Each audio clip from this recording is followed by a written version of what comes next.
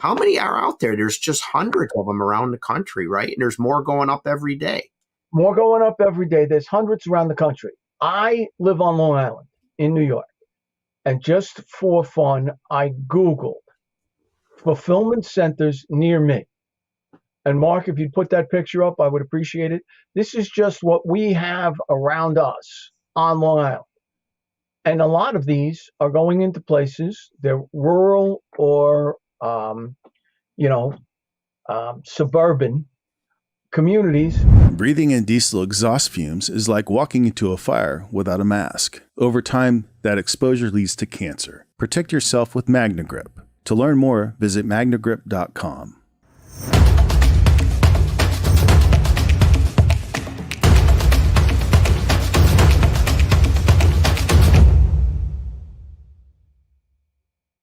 Hello there, and welcome to Fire Engineering Blog Talk Radio and this episode of the Professional Volunteer Fire Department. This is the podcast that is dedicated to our great volunteer fire service and the strong belief that true professionalism is never defined by a paycheck, and developing, displaying, and maintaining a professional image, a professional reputation. Folks, that's the duty and responsibility of all firefighters. Tom Merrill here. Thank you again for listening in. I hope things are going well in your neck of the woods as summer rolls along here, albeit a little too fast. I'm not really too happy that we're already deep into the month of August. I wish things would slow down just a little bit so we could enjoy, especially where I live, a longer summer season because it's just way too short. But I hope you're enjoying yourself. I hope you've had a chance to hang out with your family, your friends, your loved ones, and relax a little bit, maybe recharge your batteries, and maybe even sneak away on a vacation if you were so fortunate. I've had a lot of family time. We were able to sneak away and visit my one daughter who lives in San Diego just a few weeks ago. Wonderful visit, although I did get caught up in the travel quagmire of the worldwide computer outage, and it did affect our flight so much that we made it to Charlotte, North Carolina, and rented a car there and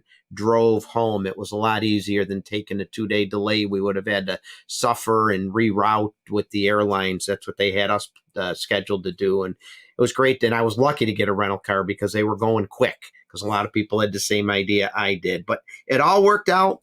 My wife and my two daughters that traveled with me just had an incredible trip out in San Diego. My daughter, Jessica, who lives out there, has carved out quite a life. And for any of my listeners from the California area, I give it to you, man. That is a beautiful state you have. And you chose to live in an amazing area. And kudos to you. And gearing up for a family wedding soon. My own family. My oldest daughter will be getting married in a very short time. She'll be walking down the aisle with her fiance, Stephen, who's an officer in the U.S. Merchant Marine. And my wife and my three daughters are just so excited for that big day coming up. So a great summer with family, and there's nothing better than family.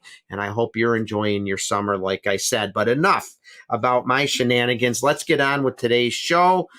And on this episode of the Professional Volunteer Fire Department, we are going to dive into a different topic, something we haven't talked about yet.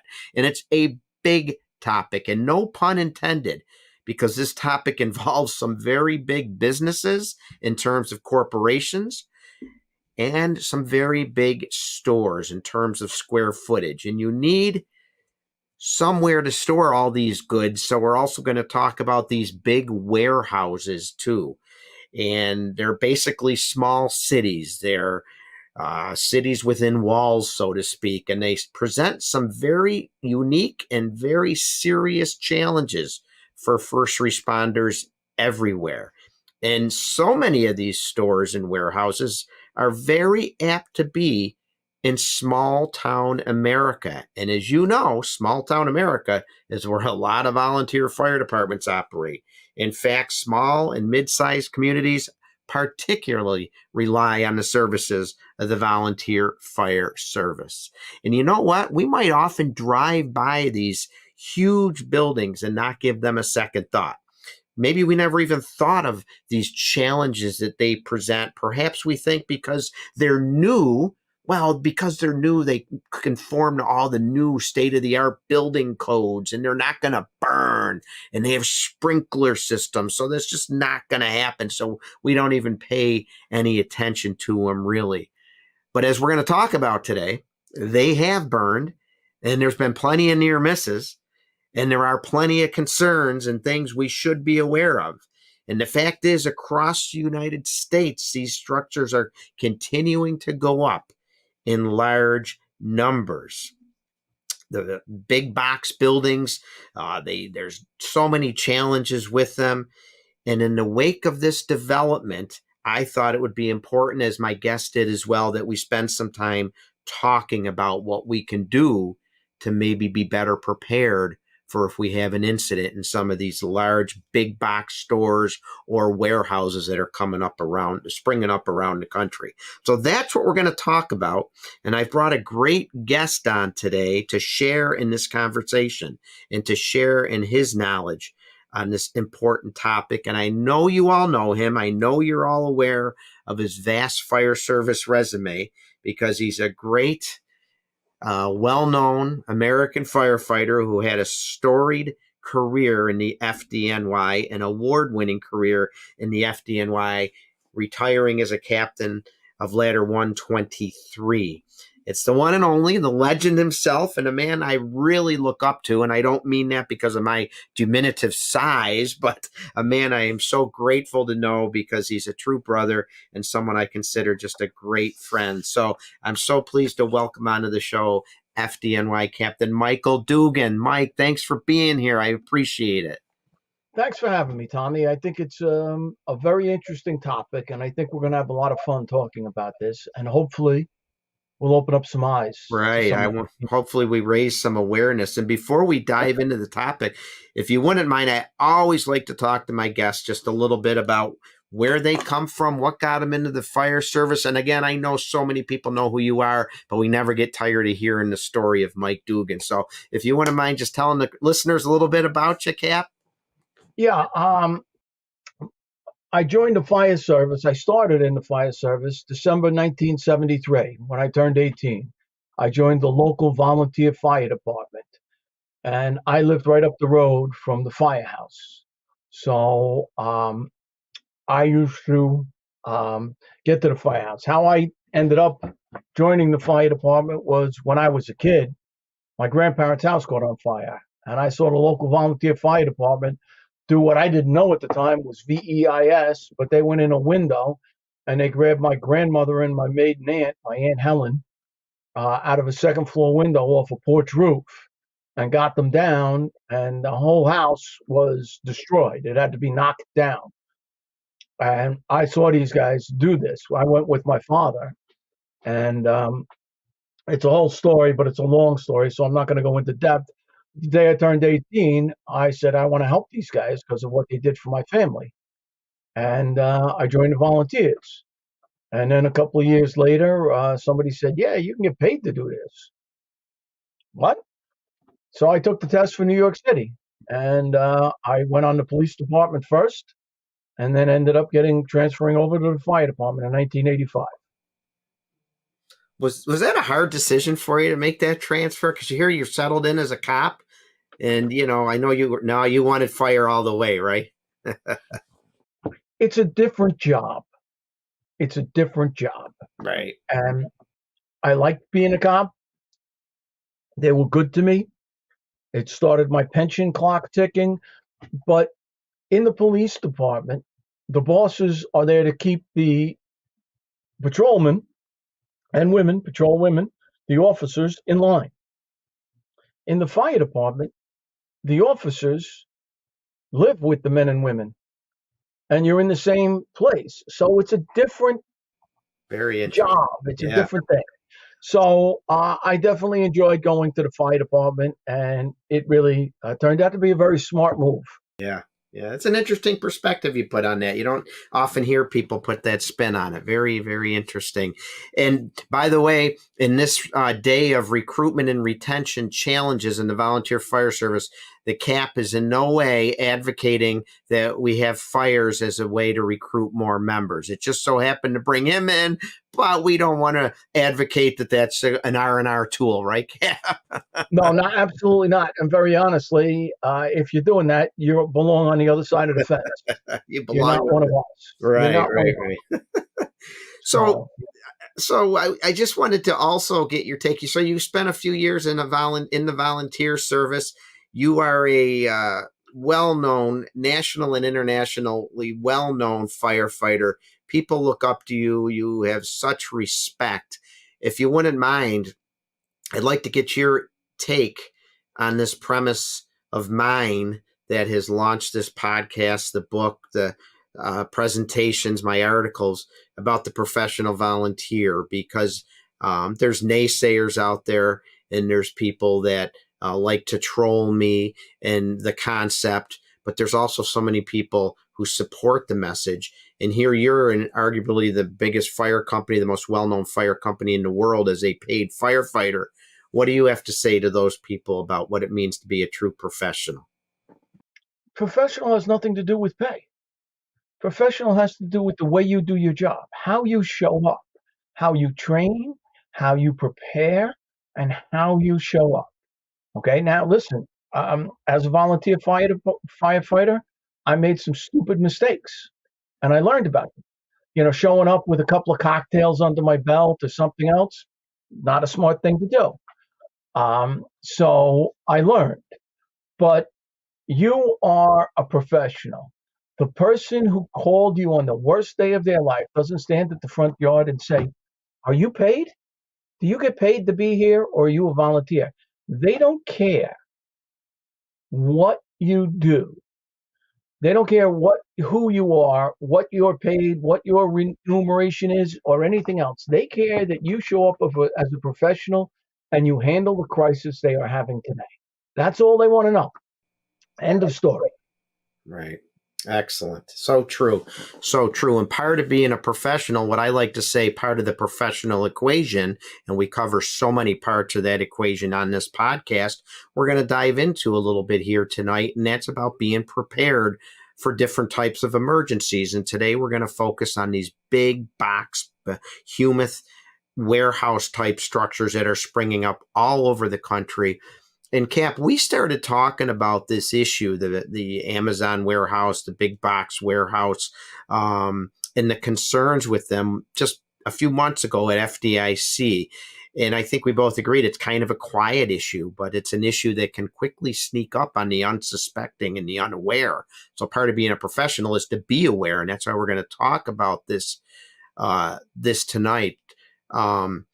So let's dive into it a little bit and start off with, when we talk about these big warehouses and that, what exactly do we mean? Like, what is it limited to one type, or are we just talking about stores or warehouses or both?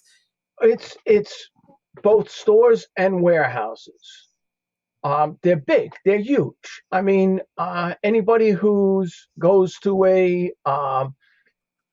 any kind of a warehouse store, a Costco, a Walmart, a Sam's Club, a BJ's warehouse, whatever. Look at the size of the store and then say, okay, there's smoke down to the floor level.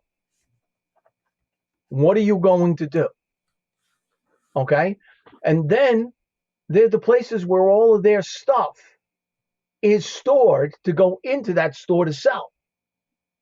That's the warehouse. These are warehouse stores, but there are also warehouses around where these places store all of their goods. Some places call them fulfillment centers, some call them warehouses. It doesn't matter what you call them, but they are huge and they are all over.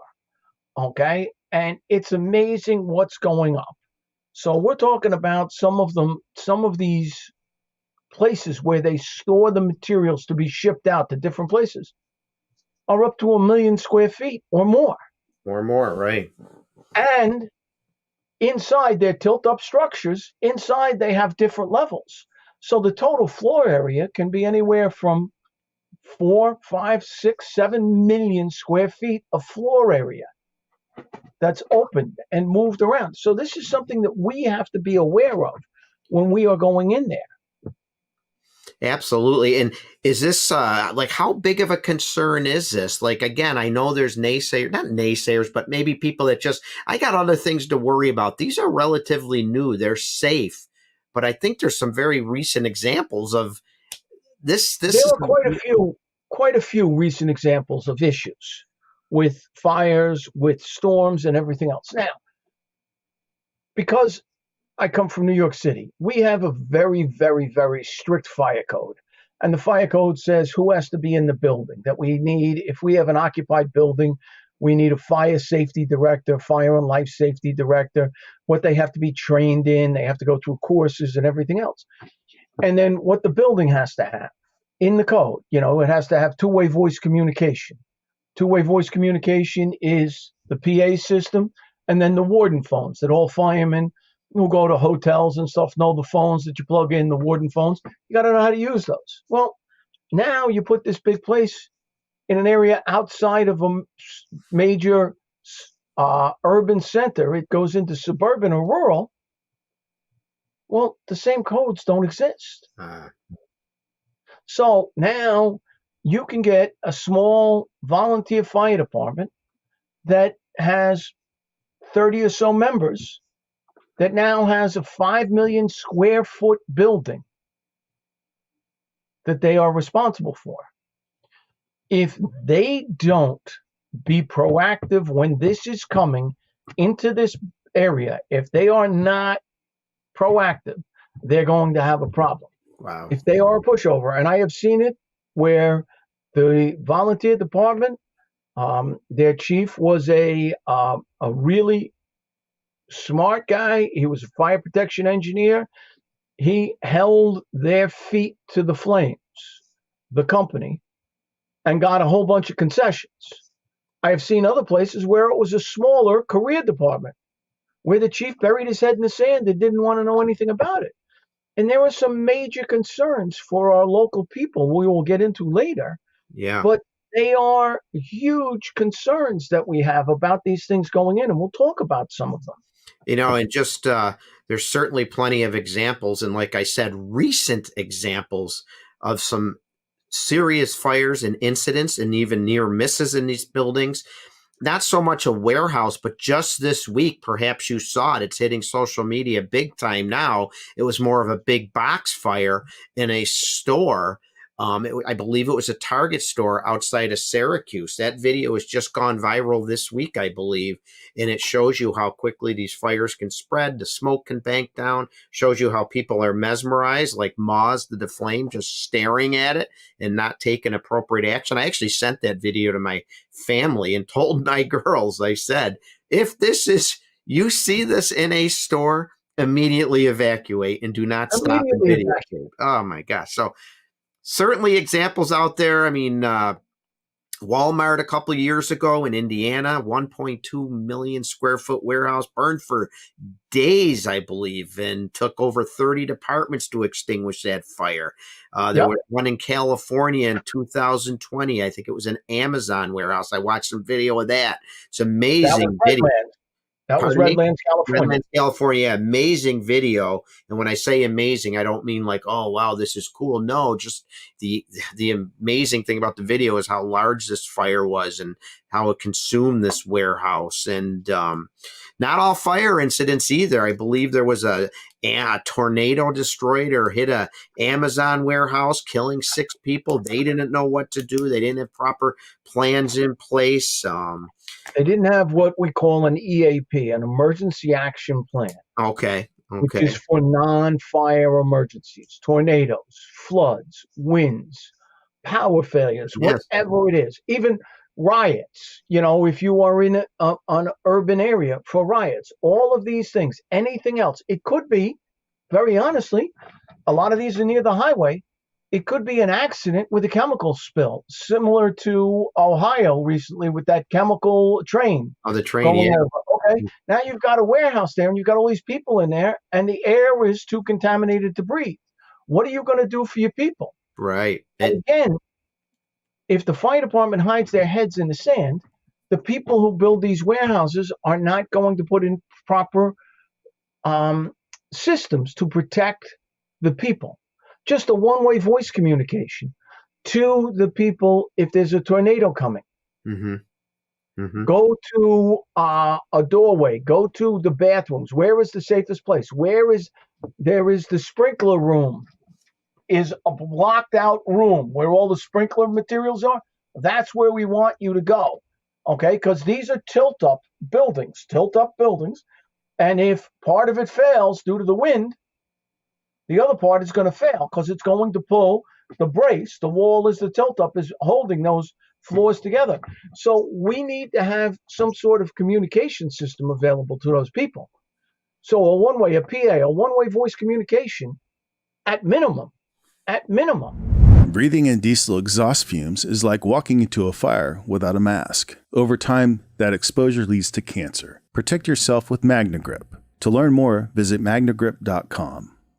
Should be so you can make an announcement. There's a tornado coming. Get to a safe area. Get to this spot that we have already picked out there. These are some of the things that we have to do. Right. These are some of the things that we have to see. Right. And as we said, it's not, as Mike said too, it's not always fires. I know we talk a lot about fires, but have an emergency action plan in place for any of these types of emergencies that certainly can happen. They have happened. Numerous examples. If you go online and just Google warehouse fire or Amazon fire or Walmart fire, you're going to see some incredible stories of some serious fires, some near misses. And we have to be aware that, hey, this can happen. It has happened, and it can happen in your neck of the woods if these are coming up. So how many are out there? There's just hundreds of them around the country, right? And there's more going up every day. There's hundreds around the country. I live on Long Island in New York. And just for fun, I Googled fulfillment centers near me. And Mark, if you'd put that picture up, I would appreciate it. This is just what we have around us on Long Island. And a lot of these are going into places, they're rural or, suburban communities close to highways, close to infrastructure, close to things. And we get these things and we see all of these different things up there where they are. There are hundreds of them. And, you Google one name, whoever it is, go look at their stores and look at the size of these places. They are insane how big they are. Yeah. They are insane how big they are. And it's not all just Amazon. I know everyone thinks Amazon because Amazon says Amazon Fulfillment Center. No, we're talking a lot of it's not all the big names either. Right. And, the one in California was an electronics fulfillment center. It wasn't just Amazon. They had other, whether I don't know if it was Walmart, Target, whatever else, but they were fulfilling electronics. They were shipping stuff back and forth. A lot of these places also are robotic. So we can talk about the robots because you have robots that are up there and they're traveling down there. They're going through on these things in the floor and they just follow this thing and they know exactly what bin to go to pick out what they need. They need to pick out a cell phone, a pen, whatever you want. They're going to go get it, but they're not used to humans being in there. So you have to know how you can get those. They call them to nest. They can get them to go back to where they charge up. They can get them to go back to nest. You have to know how to get them to go back to nest so your people can go in there and examine what's going on. I've heard a couple of stories about the little lithium ion, what do they call them? Button batteries. Okay, the little tiny button batteries. Yeah. And them falling out of something and getting run over by the robots and starting a small fire in different centers. Wow. So there's a possibility. You see a lot of packages now. If anybody's shopping on any of these internet companies, you see the things come with the lithium-ion battery stickers on it, that there are lithium-ion batteries in this thing and what we are doing and everything else. And this stuff is everywhere. It's everywhere. So they're not all big names. And again, I know some small town fire chiefs out there and firefighters are probably thinking, not in my backyard, but these aren't all just happening in big cities either, right? They're in small town America as much as they are in the big areas. It's where they can get land cheap. And very honestly, land in the cities now is way too expensive. So they're looking outside of the city. They're looking for cheap land near a highway. Okay. So they want the infrastructure nearby, but it could be in the middle of nowhere. It could be outside of any town, USA, and they are everywhere. Okay.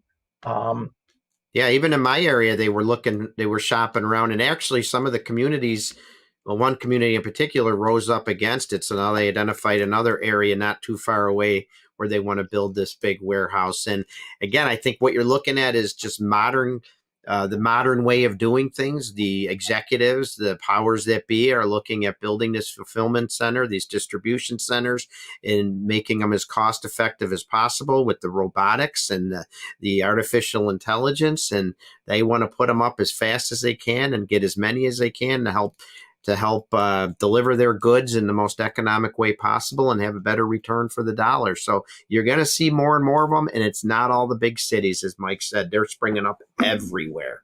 They're springing up everywhere, and very honestly, they're springing up in small towns because they can move stuff around. Okay, they can move stuff. They can get the trucks. It's cheaper to buy the land there.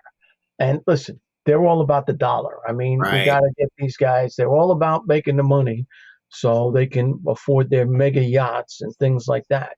So there are so many things that we have to be aware of.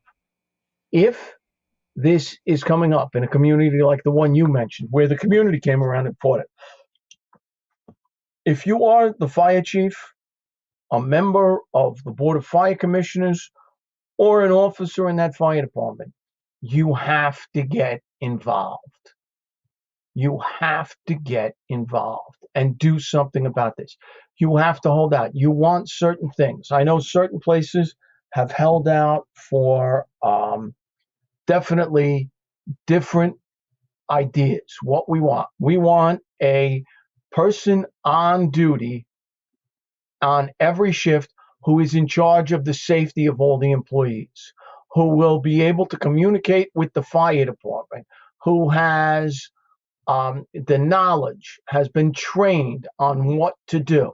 Okay. Now, there are places where some of these places don't want you to bring your cell phone in because they don't want you on your cell phone, watching videos or whatever else people watch on their cell phones, watching movies when you're supposed to be working. So you walk in and you put your cell phone in a cabinet in your locker. You can't have your cell phone. Well, one of the things we say is there should be at least one or two people in this place who have to have cell phones, who have to be able to call 911. You have to go start trusting some of these people to do this stuff, to do this job. You have to be part of it, okay? And get involved. What kind of systems do they have in place for you? Is it sprinklered? What kind of sprinkler? Okay. What kind of alarm system? Do you get notified? Does it go right to you through a central station, through an alarm monitoring company? Or does it go to the guy in charge? And he sits there and says, it doesn't look that bad. I'll wait, see if we can handle this. 15 minutes later, it's rolling across the roof of the place up top where all the stuff is burning and the accumulated gases, and you still haven't been called. So what are your things? Here's another one for my friends, volunteer, career, doesn't matter. You have to approach this place and say, we want to be able to do a full-scale drill in here once or twice a year. These places work 24/7. Once they get the approval, the C of O, the building permit, or whatever else your locale needs, they start working. They never shut down. You have to go in there and say, we want a period of time where we can do a walkthrough with our members, because especially in the volunteer fire service, we change our members a lot, and career do too, but we change our members a lot. We need to get people in for familiarization, how we're going to stretch, where the standpipes are located, what happens with the robots, where are we going to go, what are we doing here. You have to put this out, because if you don't put this in before they get their C of O, their building permits, before they are fully done, opened, and operational, you're going to say, we can't shut this down for you. Right. Do it ahead of time. Be prepared. Yeah. If you're not proactive, you're going to end up. So, there's a ton of stuff that these small volunteer fire departments, if they're not thinking ahead of this, and it's also, as I said earlier, I've seen small volunteer fire departments who were proactive and got a lot of stuff, and career departments where the chief hit his head in the sand and they got nothing. They got nothing.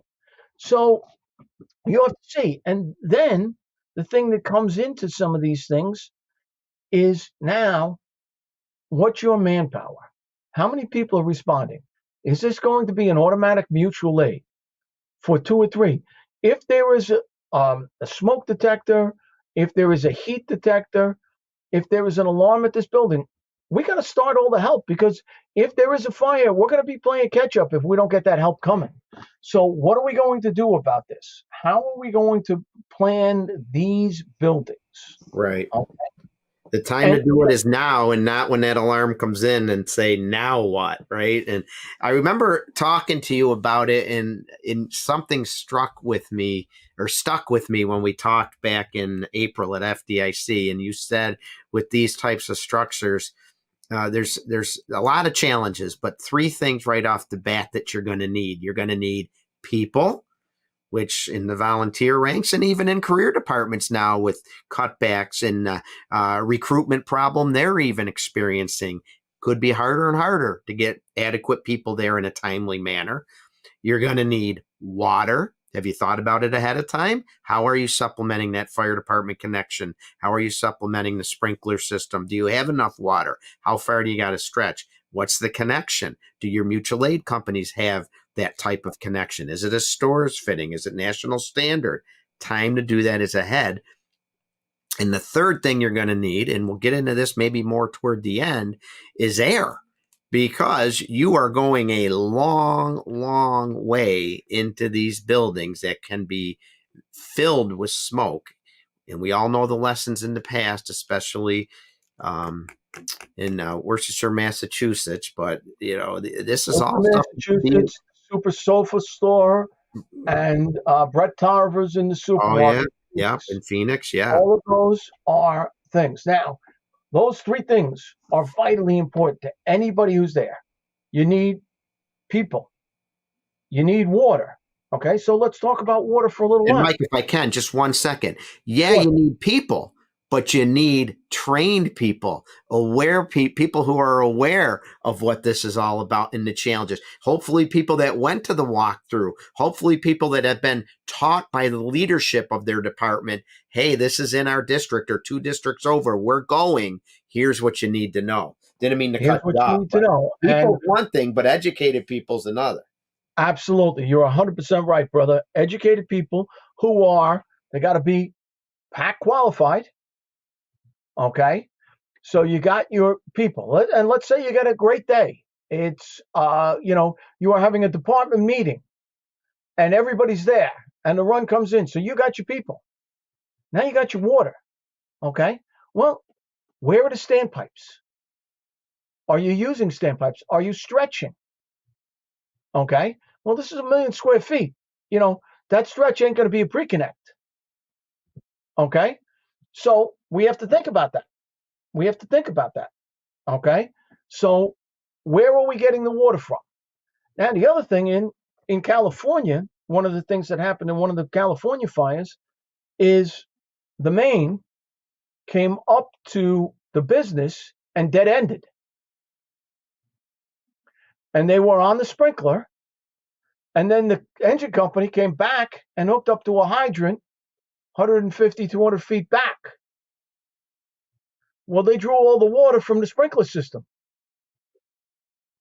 So there was no water. Now, wait a second.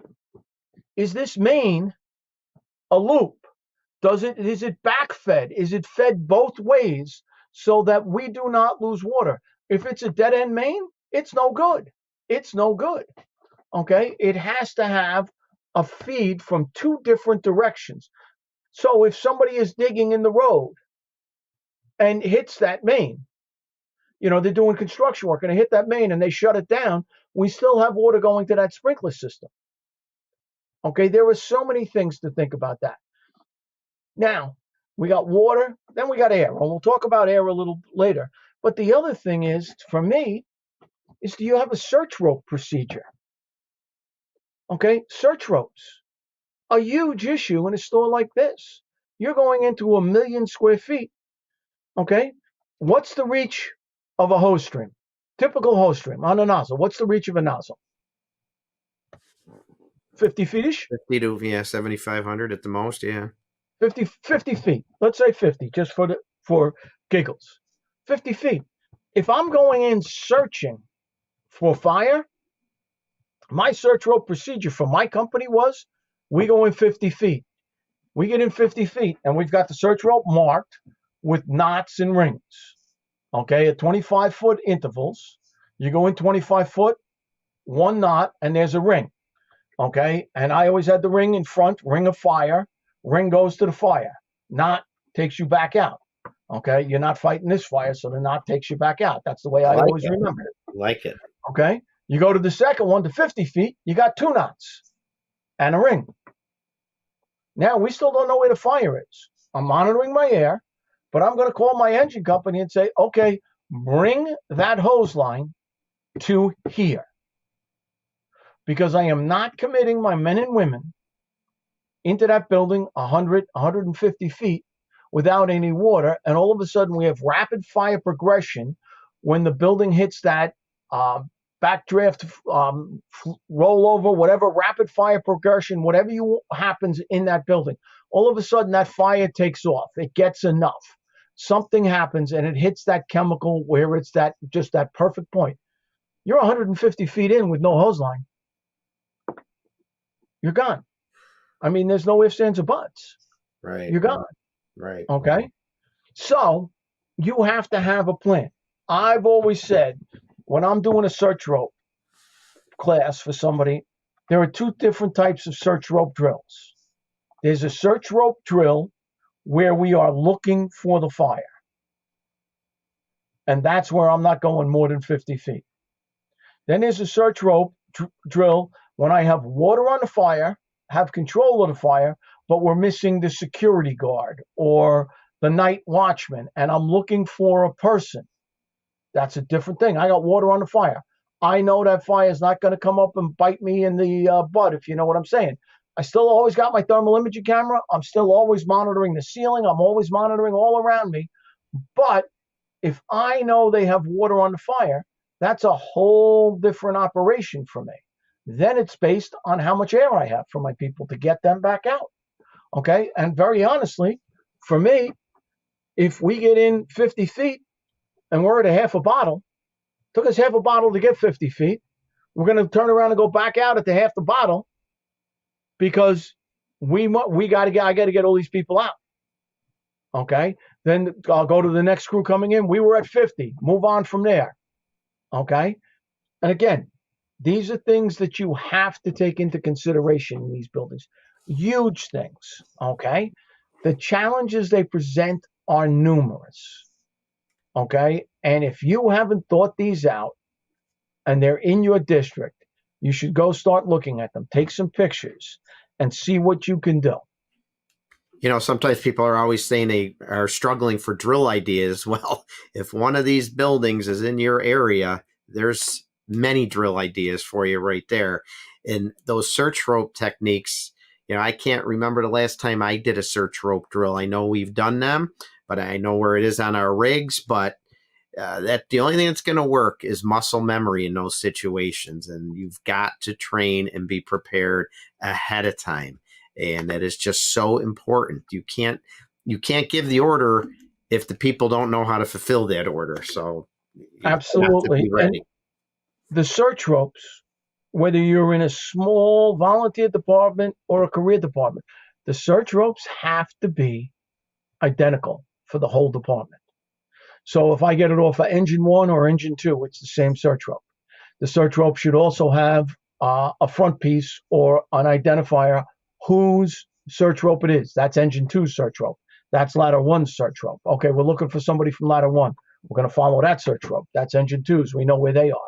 Okay, and a lot of times the engines aren't bringing search ropes because they're bringing a hose line. But if they are, we are going to follow the same procedures, and everything has to be identical. The entire department has to use the same. So if somebody shows up, I'm working an overtime shift, or I'm volunteering, and my engine has already gone out, and I'm hopping on the third engine out, they're going to have the same tools. I got to know what I can find on that rig, that it's going to be similar to what I'm needing. Yeah. And if you're not practicing these things, search ropes are, okay, a low frequency, high risk. Okay. So the low frequency, high risks, like these buildings, low frequency, high risk, got to be drilled on, got to be planned for. And when they are building it in your district, you should be able to go there, because the contractors, depending on who it is, are probably not working on Sundays. Probably not. They might be. But you should have set times when you can go there and practice with your search ropes. Pull them out. Hood on backwards. Plan. You don't even have to go on air. You don't. But just how far do you think you're in? Where are you? What do you think is here? What's going on? How are you sweeping? How are you doing? You know, and you could do it and just turn off all the lights and do it with a thermal imaging camera. That's fine. But how you're going to search that building is how you should practice. So true. You know, something so rarely talked about, but just a great topic to talk about is that search rope and how important it can be. And these challenges are numerous. You know, obviously water, air, people. What about understanding the robotics? Like you said, are they going to nest? Are they going to be still bouncing around in there when you're bringing a hose line in? And in what obstacles, what danger do they present? I don't know, but that's something I guess we should find out ahead of time. Well, from what I've been told, the robots will not recognize a human, because humans are not supposed to be in their spaces. So they will run you over. Okay, so you're trying to walk in there, the robot will break your leg, and then you fall down, and they'll keep on trying to push through you because they've got a command to go.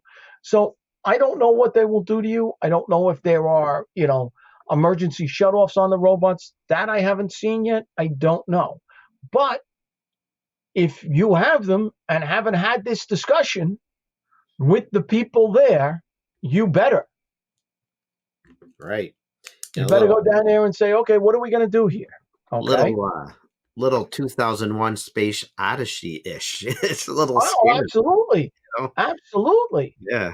And I mean, the robots are, for a business perspective, they're brilliant. They load one piece of whatever. Again, this pencil. They load this pencil. Okay. They know that they loaded this pencil. And they can see, oh, there's only 4 more pencils. We have to order. The robot will order more pencils to fill that bin up at a certain thing. They are brilliant. They work smart. Understood that. They know where to find everything. It's not like you and I looking. Wait, where did I put that book? Let me see. Where are my glasses? Yeah. Understood, brother. Understood. Another thing, I mean, there's so many things to think about ahead of time. You mentioned about the communication, so staff can communicate with other employees, but how about fire department communication? Are you going to be able to talk to each other in that building? Do you need a repeater? Do you need some kind of radio assist, a repeater? A radio a booster that will boost your signal inside that building? Can you communicate from the front entrance to the back side through the building? If not, not good. Not good. Now the other thing is you also have to, and we could spend a whole nother show talking about this. You have to know your radios, because a lot of radios are, if you and I are in line, I talk to you, it goes back and forth. But if now somebody else comes in the middle and I still talking to you, but they key their mic, you don't hear me because you hear their keyed mic. Whichever's closer to you normally is the one that you hear. So radio discipline and understanding how that works is another huge drill. You could have a drill on that. You could spend hours on that. Right. Huge. So if I get word that one of these is going up in my territory or in my nearby town, first of all, if it's maybe not in your district and it's in a neighboring district, work with that neighboring department, get them to understand the importance of what we're talking about.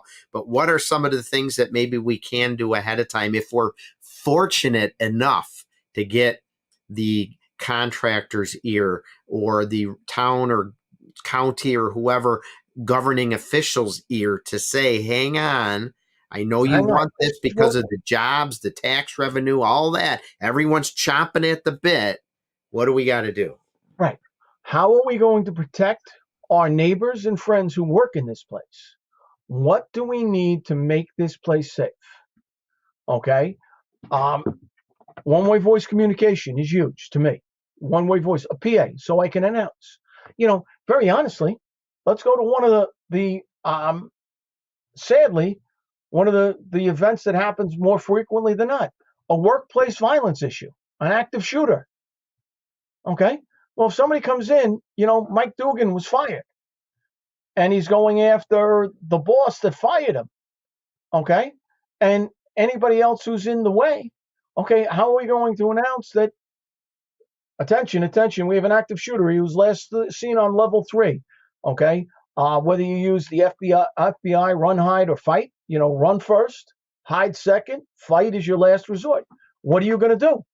Okay, where are you in relation to the shooter? They have to tell you where they last saw the shooter. Okay, and training for these people, what to do in that situation. Active shooter. How about a medical emergency? One of the guys or girls working there has a heart attack. Okay, they go down, they pass out. You don't know it's a heart attack. You go down and the person's laying on the floor. Maybe they've got a pulse, maybe they don't have a pulse. You're going to call EMS. Who's going to meet them at the gate? Who's going to direct them to the closest entrance to the person? All of this stuff has to be in your plan. So and if I could, as a dispatcher, are you training your people to call with the pertinent information to give that to dispatch to say, meet us at door so-and-so, or we're going to be at gate so-and-so? We will have a person out there with a flashlight waving to you. Right. This is how we have planned this. This is what we are going to do. As a dispatcher, you want to tell them, this is where you're going to be. Where's the closest one? Which side of the building is on? Oh, it's on the south side of the building. They have to know what side of the buildings they're on, where they are in the building. Okay. And again, from the front entrance, we'll be looking at the front entrance. We'll be to the left. We'll be to the right. Doesn't matter where. Where are we? Okay. These are all things that if you don't think about, all right, I want someone in charge. Most of these places don't want to pay someone to be a so-called fire safety individual, a person in charge. When the alarm goes off, they do these things. If you go on and look on some of the video sharing sites, you can see places where the smoke is still hanging in the air and they're trying to order them back to work. And they're like, no, we're not going in there. It's toxic to our lungs. We're not going in there. Okay. So you can use the IBC. You can use the codes, but you can also put things in locally. And very honestly, one of the biggest things you can do, phone a friend. Phone somebody who has one in their district. They're all over. You can find somebody who has one in their district. Hey, what did you guys do? What did you get out of this? Some places want to hold out for a new pumper. All right. I really don't care about that, but I want to see you get, do you need a ladder truck if you're going to go to the roof? Do you have the capability of supplying enough water? Do you need a pumper with a bigger pump on it? Well, then maybe they have to come through for you. Whatever it is, Okay, what do you need to keep those people safe? Okay, so you can use the codes, but you also have to talk about, like, let's say the standpipes. What size are the standpipes? What size hose are you stretching on your standpipe loads? How big are they? Okay, what's the friction loss? What's your nozzle type? All of this stuff. What are you going to do to make that work? Have you thought all of this out to get it to the point where you can make this work for you? Because if not, you're going to have a problem. And you don't want to be that one in 1,000 that does something wrong. There were the other ones. There was the one, I won't say where the guy shut down the sprinkler system because they were getting wet. Well, 5 minutes later, the roof of the place was gone because it was high rack storage piled up, and the sprinklers were keeping the fire under control on the upper parts of the building because they were up on the top. Well, now they shut it off because they couldn't communicate, they couldn't see, and they were getting wet. Well, now the fire was able to burn right up all across the roof. The building was a total loss. You know who they're coming after for that one? Yeah.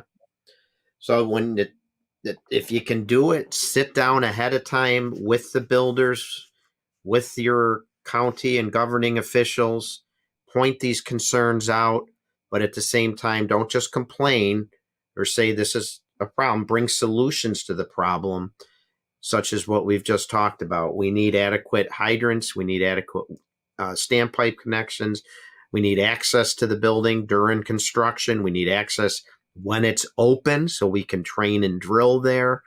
The time to do it is as soon as possible, as soon as you hear that there's a possibility of one going up near you. And the CO, very honestly, in a lot of places, the fire department has to sign off on the C of O that they can protect this structure. Now, not everywhere has that, but if you send a letter to your city council, to your municipality, to whatever, that this building is beyond our capabilities without certain things. We want it to be here. We want it to be here for us, but we need certain concessions. And I think that's a good way to go at it. Okay. Mm-hmm. I think it's a good way. As a fire department, then put your pre-plan together and make your members aware. So you've done your homework ahead of time. You've made your request to the contractor, the municipality's helping out. Now it's going up. Get your pre-plan ready. Rehearse that pre-plan regularly so new members are aware. Refresher for senior members. And even like you said earlier, you need to know what you're doing for EMS calls and where you're meeting people. And so you've got to be meeting with staff at that facility on a regular basis to keep everything fresh and updated and in the know. Absolutely. And listen, I go back to buildings where I go back to one of the people who's one of my heroes in the fire service, Mike McNamee from Worcester, from the cold storage, who said, I used to drive by that building all the time and say, I hope we never get a fire in there. And then we got a fire in there. I wish I had spent more time in that building. If you have a building, and it doesn't have to be one of these big box stores, in your district that scares you, you should be at that building at least every other month. If the building scares you for how big it is, what the style of it is, what the construction of it is, whatever it is, if it's a building that scares you, you should go there all the time. If you go by buildings in your district and you don't know what's in there, you should go by with a fire truck one day, just knock on the door. Hey, how you doing? Fire department, we're just here to look around to see what's going on in the building, if there's anything we have to know. Because very honestly, you get into this building at 3:00 in the morning, and let's just say this was one that I had. They do metal work. They do metal polishing and metal etching and everything else. The one place we went into, somebody went in there. They went out of business. They stole the the water meter, the brass water meter out of New York City. And if you ever saw a New York City water meter, the old brass water meters were huge, huge. Cut it to steal it, to bring it to go get high. It was Mongoing. Okay. We went there. We walk in this vacant building where water's running out the street, and it's down and it's cold. It's February. It's icing on the street. We go in there and I see cyanide. I see dip tanks. I'm like, okay, boys, time out, back out, let's go. And we get out of there, and I call everybody, the alphabet soup, EPA, the NYPD, because there are things to the water directly to the Coast Guard shows up. I mean, it's amazing how many people show up. And there was a vat of acid that they would dip the metal in to clean it, to get all the oils off the metal.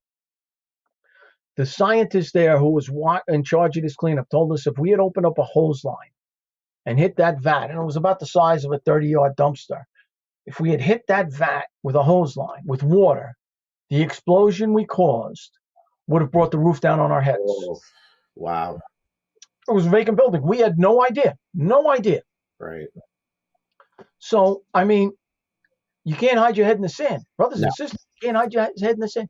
Got to go out and see what's out there. I say it all the time. It's in my presentation. It's in my book. I always call it that building. If you have that building in your district, and by that building, I mean the one you drive by and say, I hope that building never burns, or I wonder what's in that building, then get there ahead of time. Pre-plan it ahead of time, get to know it ahead of time, because the time to fight the fire and be prepared to fight the fire in that building isn't when you're pulling up for the first time when it's involved in fire. You hear all the time, it's been suggested, and I wrote an article about it. Maybe you'll be at a medical call at one of those buildings. Maybe you'll have an EMS run at that building. Take a few minutes while you're in there to become familiar with it and walk around and familiarize yourself. Maybe only 2 or 3 firefighters are needed to treat the patient, and you have 6 or 7 show up. Walk around. Get familiar with it. Take pictures. Take pictures. And I find, too, in a lot of cases, it's helpful to say to the building owner or management, if they're there, that you're doing it just in case something has happened. You're not there to try to get them in trouble. Obviously, if you see something, you've got to say something, but you don't want to make it seem like you're there to catch them in code violation or something. No, not at all. Not at all. You're just gathering information to make yourself better prepared and more safe. What we're going to do if we have an issue here with a fire. Right, okay? Right. And I mean, listen, go on YouTube, go on some of these other things, and just look at fires in these places, and the list will come up. There's a lot of things that come up on this, and it's something that you should really just think about doing, is looking at where they are around you. Mm-hmm. Google where they are in your area, because they are all over the country, and they are coming up all over the country. Yeah, and the challenges that they present, there's more than what we just highlighted here. And but you can be better prepared by doing your homework. And I just want to spend a few minutes, if it's okay, Cap, talking about, we briefly touched on the challenges of air and having an air management system in place. And I'd like to talk a little bit about the Firefighter Air Coalition, if we may, but this is kind of, I don't know if it's new is the right word, but another topic not often talked about is this concept and this idea of making sure that we have an adequate air supply in these huge buildings. More so than just, making sure you got enough air packs on site, because you have to have a way to fill these air packs. And gosh, God forbid, if you're in that building deep and get in trouble, maybe there's some better systems out there to help you out. And let's talk a little bit about that.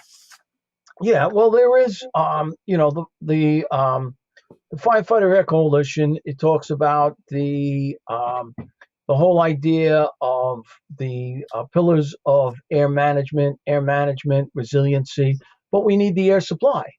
And FARS is a standpipe for air that goes into the building. It can be put in the building while it's being built. or it can be added afterwards. It can be retrofitted. It's cheaper to put it in when a building's being built. But they have boxes, and it will fill an air pack in 2 minutes from the quick connect on the back of the pack. You can fill your pack in less than 2 minutes. Okay, it's amazing. It's a standpipe for air. They have gone through all the testing on this. They have gone through all of the. They have all of the data on all of the stuff that's in there. The air doesn't go bad. There is no contamination of the air. It's in a stainless steel pipe. They monitor it for moisture. They monitor it for everything. And it's remotely monitored. And you can fill up your air tank and breathe from it. It's been done. It was done in Texas so far. We've had one use it. I think the system was great because I've been involved in trying to carry bottles at high rises. Okay? So what we're doing here is we're talking about a big box, which is a high rise laid on its side. Sure. Yeah. Okay. And now somebody's running out of air, and you got to bring in 2 bottles and get to this person on a search rope. You know how cumbersome that is? You know how tough that is? Okay. Having something in place that will allow you to hook up and fill your tank without even going off air. You don't even have to take your regulator off. It's not like changing your cylinder where you got to shut it down quick, move it over, and everything. None of that. Click. 2 minutes later, you're done. It's full. Okay? I think it's a brilliant idea. I truly do. Absolutely. The Firefighter Air Replenishment System is what it's called. And there are 25 states, jurisdictions in 25 states that have made it now part of their fire code. Big states like California and Arizona, maybe some smaller states like Oklahoma. I don't know how. Missouri, okay. So 25 states so far. There's jurisdictions within those states that have mandated it.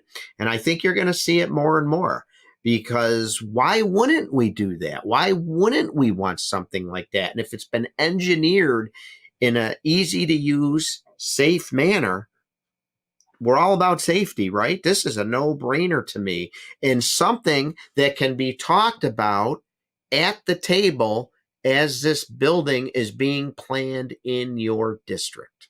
Absolutely. And again, it's one of the 3 key components that you need.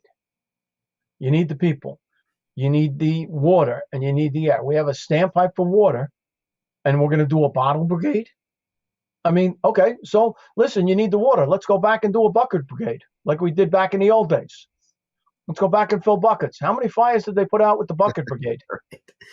Right. Their main tool was the hook to pull the building down, just to knock it down rather than extinguish the fire. Let it just burn out on its own after they brought it down. Yep. So I encourage the listeners, please do yourself a favor and go online and look up the Firefighter Air Coalition. It's a great group. It's a dedicated team of fire service leaders, and they're dedicated to all things firefighter air. And they've made tremendous progress in advocating resources like the air replenishment system. Check out I had a chance to look at it at FDIC, the Lifeline Fire Hose, which is a system that offers breathable air, an unlimited supply of breathable air right through the hose line. I thought that was so unique. And I think they're just starting to really make progress with getting the message out, but also introducing the technology to make this not even give it a second thought. The next generation of firefighters, hopefully it's always been there for them. And they are, look at it this way, Cap. You're a student of fire service history. I'm a student of fire service history. And I bet you can think of numerous fires that the brothers or sisters would be alive today if they had access to a firefighter air replenishment system. Listen, I think about my buddy Danny Noonan, who just passed away from God rest his soul. I saw that, yes. And Danny was the advocate for the Red Star of Death, which was on the New York City Fire Department, the medical folders of anybody who was at the telephone company. When I started in 85, I was assigned for a little while to 137 truck in Rockaway Beach. And the captain who was there was out on medical leave because he was having debilitating headaches. It turned out to be brain cancer from the phone company fire. And he died. And so Danny, advocating for these guys at the telephone company fire, and very honestly, it just wasn't the FDNY. It was the phone company workers who came in from all over the country afterwards and worked in that building for a month or two to get the stuff up, the PCBs and the carcinogens, and the all of the gases and all of the contaminants. A ton of them got sick too and died. Okay, but Danny doing that stuff laid the foundation for the 9/11 stuff that came afterwards, after 9/11, the medical monitoring, the follow-ups, and everything else. So it's really important. The air is so vitally important, and we nonchalant that. And anybody besides me who's ever been to a fire and ran out of air and had to take a feed and a beating, which I did, and knows what that CO headache is like after you get back to the firehouse and how hard and how it hits you, it's not worth it. It's not worth it, okay? You've got to get all of the stuff you can in place for your people. And look at the FAR system. Look at the standpipe systems. Make sure they're going to supply enough water for your hoses. Some of the ones I've seen, they had 1.5 hose. They had an 1.5 pipe, an 1.5 threads. They wouldn't support the 2.5 inch hose that the New York City Fire Department. Well, this is the way we've always done it. Well, it's not the way you're doing it here. Yeah, and do your homework. Be prepared. Don't think these aren't going to come up in your backyard. Maybe they're already in your backyard, and these are just a few of the simple things that you can do and should be doing. Anything we missed, Cap, that you want to cover? We need people. We need water. We need air. We need to be prepared ahead of time. We need to rehearse. We need to have access to train there. What else we got to say about these buildings? They are dangerous. They are dangerous, and very honestly, you got to, as the chief officer or the company officer, you got to size it up. And if you know that everybody's out of that building, it might be time to back out and go defensive. Let's be honest. If you're not, I don't want to see any brother or sister get hurt to save a multi-zillion-dollar company a couple of bucks, because everything that's in that building, if it goes on fire, is probably going to be thrown out. Yeah. Like a fire in a McDonald's, right? They're going to tear it down and build a new one. They're going to tear it down and build another one, and they're going to know that this one didn't need a playground. The one down the block needed a playground because too much more kids. This one we have more drive-through, so we need a bigger drive-through. We do need less parking. They know everything about that stuff. Yeah. But they don't know about you and what you mean to your family.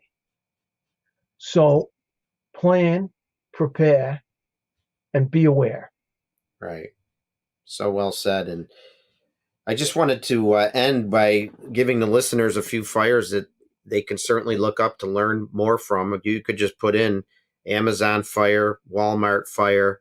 But again, these are not all old incidents. These are relatively new. As I said, it was not a warehouse, but a Target store. This week alone, I believe a juvenile started a fire inside the store. If you haven't had a chance to see that video, put in Target fire. I'm sure it'll come up. I believe it was outside of Syracuse. The video cuts off quickly, but you can see the fire spreading. You can see the smoke starting to bank down. Then you can also see a lot of civilians just staring at it and taking pictures or video of it. But look at the Walmart warehouse fire from March of 2022.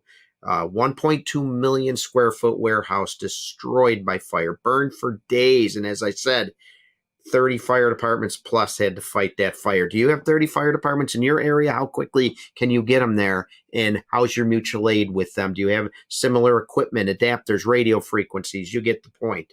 Redlands, California, June 2020, an Amazon warehouse. Check that video out. Amazing video. Lots to learn from it.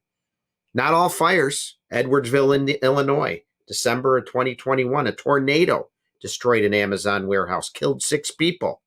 and they found out they needed to do a better job being prepared for those types of incidents. Not all fires, as Mike said, could be active shooter. I hate to even bring that up, but that's the world we live in today. Could be EMS, mass casualty. Maybe something goes haywire in there and injured 6, 7, 8 people. Huntsville, Alabama, September, 2 years ago. Small and isolated fire. It was knocked down quickly. However, that building was only open for less than a year when that fire happened. Alcoa, Tennessee, I believe just a few months ago, a huge warehouse, about 650,000 square feet, moving 1 million packages a day. 16 miles of conveyors. 16 miles of conveyors. Think there's some challenges there? They had a fire. Dayton, Ohio, back in June, fire on the 5th floor. I could go on and on. Staten Island, New York, they had a compactor fire. Spread smoke through the building. People reported out being ill and sick from the smoke. So many recent examples. So much to be aware of. Do your homework. Work with your community. Work with your builders. But it doesn't end once it's up. Stay on top of it. Pre-plan it. Stay up to date with your pre-plan. Educate your people. I hate to say it, as volunteers especially, we're so busy with life, family, job, everything else going on. But if you're a leader in your volunteer department, you want to bring your people home safe after every run. So if this is in your yard or soon to be or nearby, be ready. Cap, any final things to say? Yeah. The other one is there have been a lot of fires recently in places like Home Depot, Lowe's, or places like that, where a lot of times they have stuff outside the stores, under the overhang, under the eaves, where people with nefarious intent go out there. And one of them I saw was they had all of those plastic plastic Adirondacks chairs all stacked up out there. And the guy set them on fire, went inside and put $10,000 worth of power tools in a shopping cart. During the fire, he wheeled it outside and got away. This was a thief. Okay? It's going to happen. It's the world we live in. It's the world we live in. It's the times we are in. You have to be prepared and prepare your people. Okay? Mm-hmm. Proper planning prevents poor performance. Oh, I like that. Great quote. I'm going to steal that. Absolutely. Please do. Okay? Please do. Because you have to plan for this and have your people aware. If they are not aware, there's a problem. Yeah. And I think it was John Norman. I took a note down from him once that fires go well because of good practice, good drilling, and good planning, to go in line with what you said there, Cap. And it's so true. We are creatures of habit in everything that we do. And let's face it, the majority of our fires are the bread and butter 1 3/4 fires. And sometimes we get so used to that, and then we pull up to that Home Depot, that Target, that Lowe's, or that warehouse, and that could be the first line off the truck off the engine, because we are creatures of habit. So that's why we had this discussion here today. Amen, brother. Cap, if somebody wanted to get a hold of you, they had questions for you that you might be able to answer, would you mind sharing your contact information? Sure. You can get me. My email is real simple. I am very old. It's Dugan Fire. My last name, DUGANFIRE @AOL.com. I'm AOL myself, brother. Yeah. Well, I started with it, and I can't get rid of it now because too many people know it. Yeah.